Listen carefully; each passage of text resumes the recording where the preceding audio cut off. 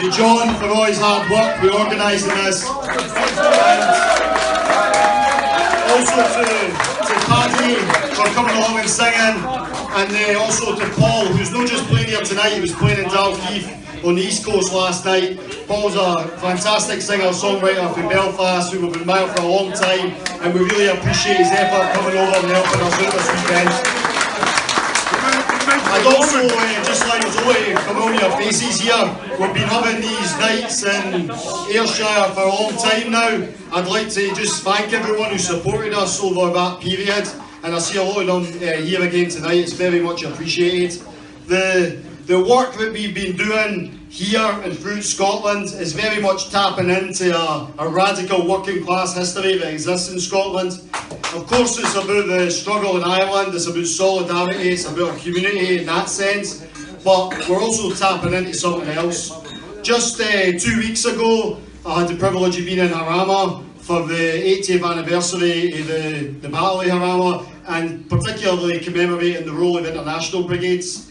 And of course that affected people for this community as well. And I was struck by walking around the battlefield. The commemoration began at the Kit Conway Memorial, which was just next to where Harry Fry had commanded the one unit. Harry Fry was for Edinburgh, Kit Conway was an IRA volunteer, he was commanding the other unit. And the commemoration ended, the march ended, was went through the battlefield. And that march then ended at another memorial to Charlie Donnelly, who was another IRA volunteer. And not far away from there was the spot where Thomas McWhirter from just down the road at Maybole had been fighting as well. And Harry Fry from Edinburgh ended up dying at Fuente de Ebro later in 1937. And Thomas McWhirter from Maybole ended up dying in 1938 as a retreat for Aragon. So these people were young, working class people from Scotland, from Ireland, who were in Spain defending the Republican position, defending the democratically elected government and fighting against fascism. But what struck me was the way in which the histories are told. If you read the history of the Irish volunteers who went to fight, famously in the Connolly column as an acknowledgement of James Connolly and his politics, it doesn't mention people from Connolly City or people from Scotland. And if you read the fascinating accounts of Scottish volunteers who went to fight in Spain, it doesn't mention the IRA and the contribution that they made to that.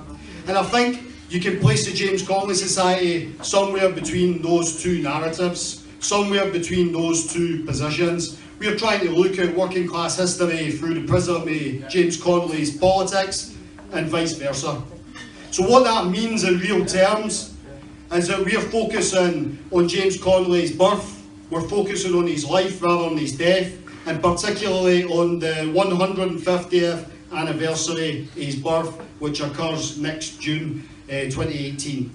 So I'd ask people to help out with that. That's going to be a big project. James Connolly is one of the most remarkable individuals in working class history. He was, as he described himself repeatedly through his life, a revolutionist.